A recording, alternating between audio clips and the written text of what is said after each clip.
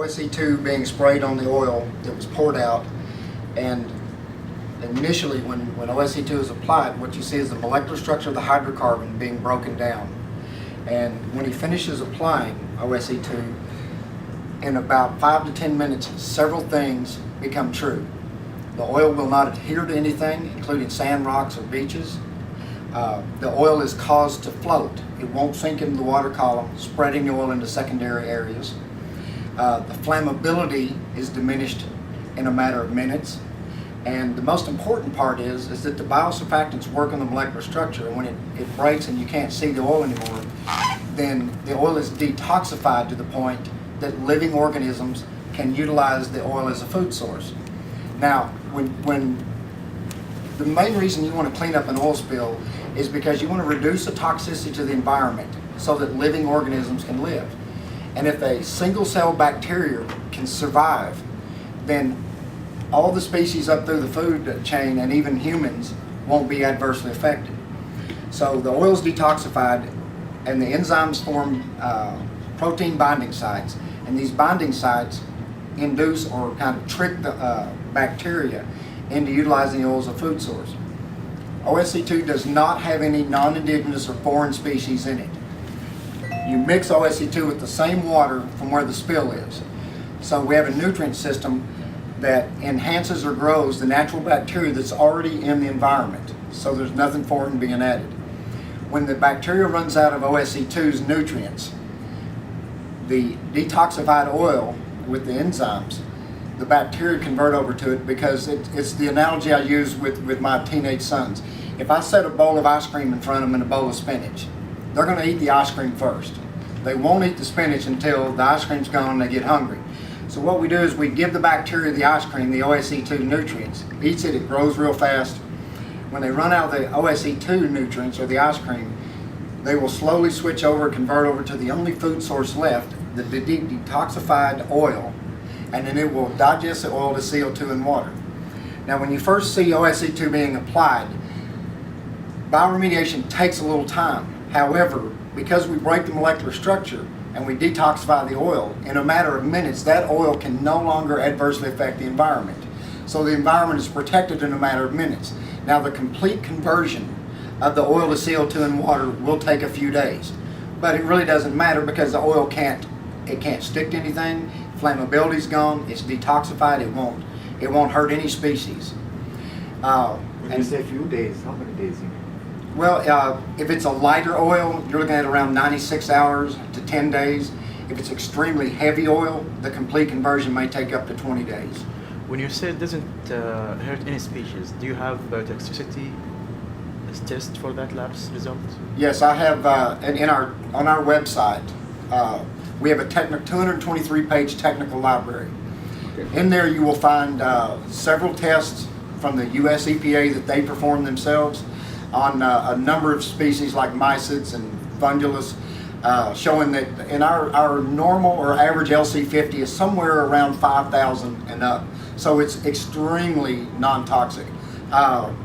We've even had tests performed by the South Korean government, and then in my mind, the most impressive test that was ever run toxicity-wise on OSC2 is Environment Canada performed a test on rainbow trout. And rainbow trout's one of the most sensitive freshwater species there is, and our LC50 was 10,000 or greater. So, you know, once you get over 100, it's virtually non-toxic. So ours is generally 10 times that. Okay.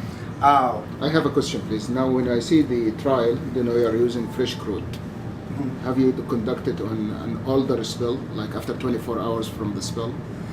When to get on the US EPA NCP list, they take, what we have to do, we had to give them $25,000, and they take OSC2 to LSU University, Louisiana State University lab, and the EPA supplies the oil. It's Alaska North Slope crude oil, heavy oil, and they artificially weather it. They heat it up to 510 degrees, cool it, heat it up to 200 degrees, cool it again, and it's basically weathered to what weathered oil would be in about 2 months, 60 days. And then they test the products on there. And in 28 days, we'd reduce 98% of the oil. So it'll even work on weathered oil.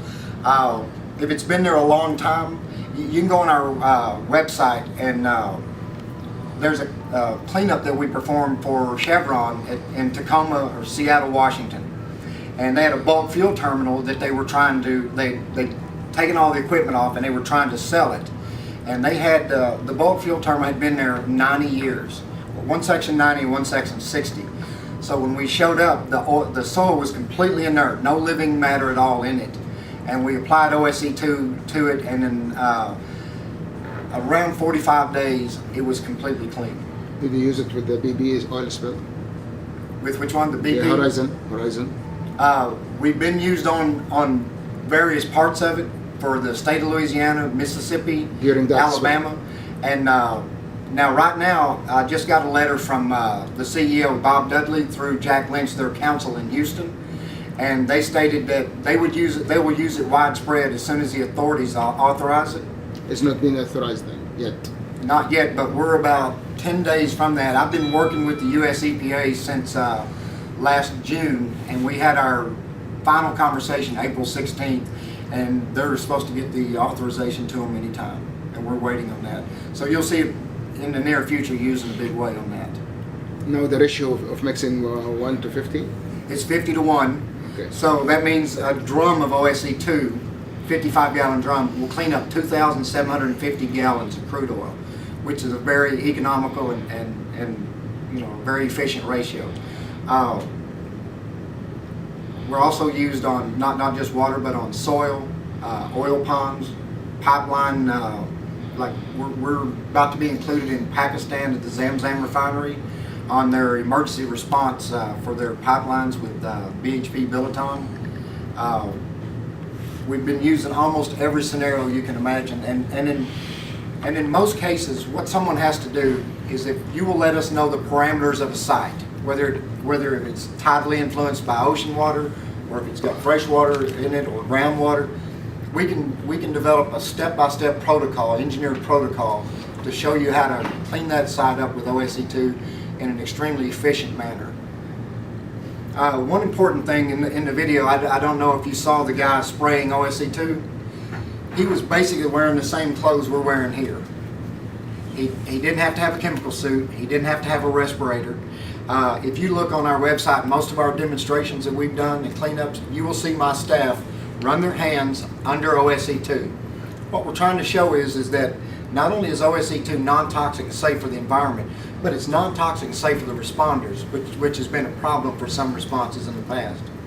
So it's safe for everybody involved. What is the shelf life of the product? It's 5 years, and then after 5 years, you start losing about 10% a year. And now what is the condition of the storage? Is it needing to be shaded? What temperature? It does need to be shaded. If it gets above 120 degrees, it needs to be in the shade. What they are applying now, is it a pure chemical, pure product, or with water? No, it's mixed with water. You need to mix. Because I saw a little oil and they applied a lot of this. So. Right.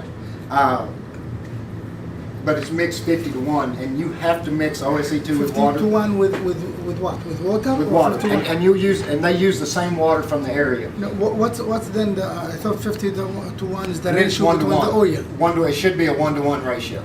Once it- you mix it 50 to 1, then it's 1 to 1. 1 to 1 for the oil. Application. For the oil. Right. 1 to 1. In other And words, if 50 to 1 with the water. Well, if you have a drum, 55-gallon drum, Okay. you'll add 50 gallons of water Okay. per gallon of OSE2. That produces 2,750 gallons of mixed OSE2 and seawater. And then you will apply that to 2,750 gallons of oil, 1 to 1. 1 to 1. Okay. So essentially, a drum of this nice product, you OSE. add it to another drum of water. 50. 50 50 drums. 50 drums. 50. And then it will be 1 to 1 when you apply it on the oil. So if you have 50,000 barrel of oil, you need 50,000. Oh, if I have 50, then I will need only would do one drum. only No, one you need 50,000 of a mixed water and. Yeah, okay, water is cheap. 50,000 divided to. That's right. And it's a carrier of the bacteria. That's why we mix it with water, is it carries the bacteria Is it from the bacteria same or enzyme? spot. I thought Pardon it me? was enzyme. Is Pardon? it bacterium or enzyme? So we have enzymes. Enzyme. Good. Enzymes. That enzymes stimulate what kind of bacteria? Well, Which Look, when you have components of oil, as you know, you can go from C1 to C34 or C40, different chain hydrocarbons. And there are, in the manufacturing process, we produce specific enzymes to be able to attach to each variable chain. And then we will basically induce any bacteria in the water to utilize that oil as a food source. So the bacteria doesn't necessarily have to be specific, because we will trick it into using that oil as a food source. Okay, so that enzyme works on the oil, not on the bacteria. Yeah, on the oil, not the bacteria. It forms protein binding sites. Indigenous bacteria. Yeah. Explain the indigenous bacteria. Yeah. Indigenous bacteria is a bacteria that's already in the water, or if you're in a soil situation and you find like well water or like a lake, ocean, or pond, you would mix OSC2 with that water because, and what's nice about OSC2 is you can use it in a freshwater, brackish water, or saltwater situation, because you're going to mix it with the same water there. You're going to use the indigenous bacteria, so there's no acclimation time, no temperature acclimation, and you're not going to compete with the bacteria that's already there, or the indigenous bacteria.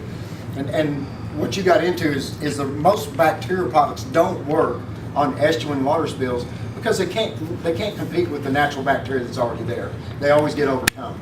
With OSC2, we're just utilizing the same bacteria that's there, so we're not adding anything into the environment. And the other thing, when the oil is depleted and remediated to CO2 and water, the bacteria that we've grown or proliferated will then it'll die off to background levels because there's not enough food source to sustain that extra growth of bacteria. So they'll just die off, and what you've got is a spill that's been completely returned to pre-spill conditions.